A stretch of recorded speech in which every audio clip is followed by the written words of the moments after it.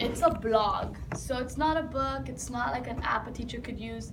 This is more for when you're like on your downtime and you just want to read what somebody else has to say about a certain something.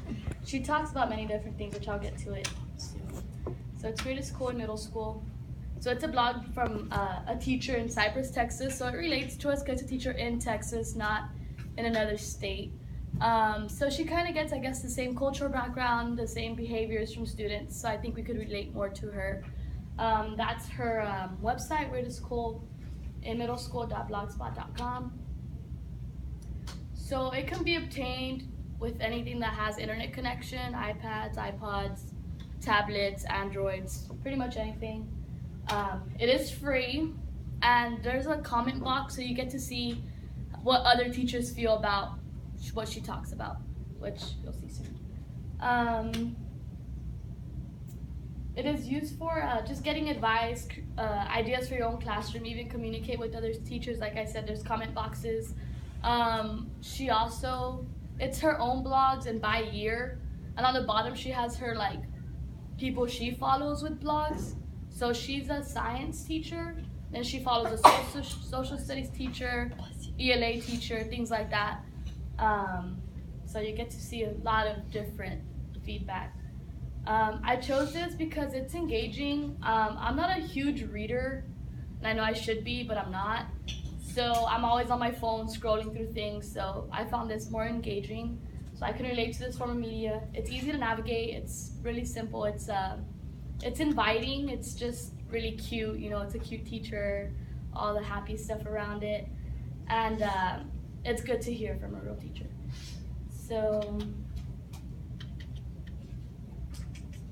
throughout this website, you're able to read about many different topics that happens in the classroom settings. The next are the 3 examples I'm just gonna show you soon.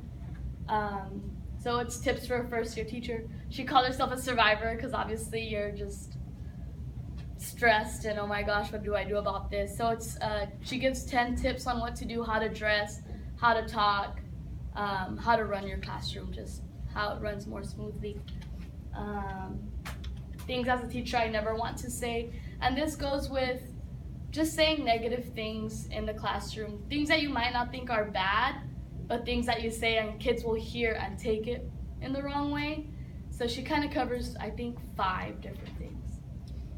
And uplifting students, I thought this one was really neat, and this is the first one I'm going to show you. I'm just going to tour that website really quick. I want to show you what I'm talking about. And it should, yeah, here it is. So this is uplifting students. And what she did is she got a whole bunch of quotes. So TS, she just shows like who wrote it. That's Taylor Swift. She loves Taylor Swift. So kids hear it. And she, what she did, she cut these out and taped them onto the kids' desks. So I guess she switches the seating chart, and when they sit there, they get to read that if they're feeling down or anything. Because obviously, kids go through a lot more than what we see in school. So she does advise to be careful with what you put.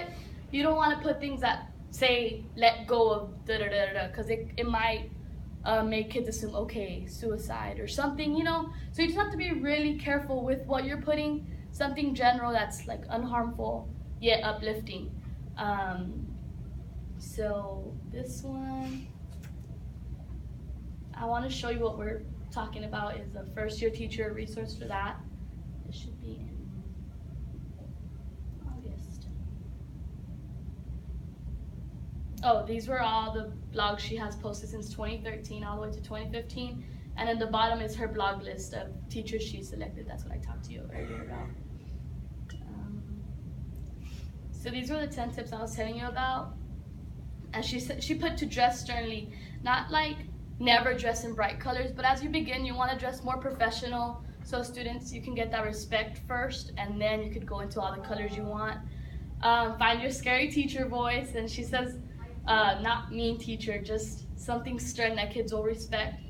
Assert your boundaries, just make that line, you know, you're the student, I'm the teacher, things like that. If you're overwhelmed, ask for help.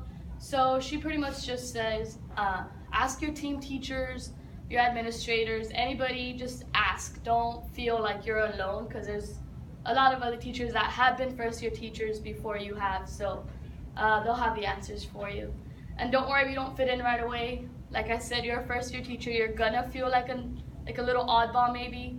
So it's okay for that feeling, you'll get used to it or you'll fit in eventually. Be the light, so if you're like having lunch in the conference room and teachers are talking bad, don't join that gossip and stuff because that will just bring your mood down overall. So try to be the light.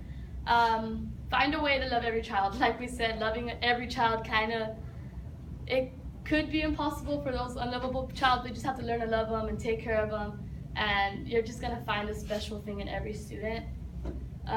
Find ways to enjoy your job and make your lessons your own, making everything unique, obviously, and in a way just to help your classroom, because obviously not every classroom is the same. Don't let people belittle you because you're a first year teacher, like I said.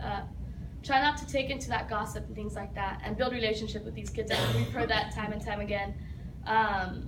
And of course your first year will be your first babies, so you're gonna remember them. And she just put her own little first year thing right here. So that was her every class and what she felt about each class. And on the bottom there's those comments that I told you about where you get to hear what people thought, things like that. So that's my thing. Anybody have questions? Very good. I like the idea about putting the quote on the desk. The students can see Yeah. that. That's something positive that anybody could do. That's a good idea.